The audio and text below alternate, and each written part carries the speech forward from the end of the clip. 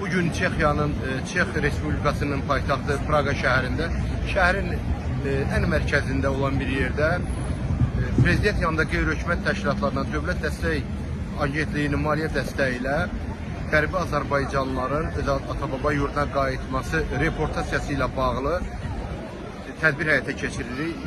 Tədbirdə Avropa mədəniyyətini, Avropada qaçqınların necə qayıtmasını biz öyrənmək üçün və dünya ictimaiyyətinə Qərbi Azərbaycanlıların öz ata-baba torpağına şərəfli və ləyaqətli şəkildə qayıtmasının öyrənilməsi bir prosesidir.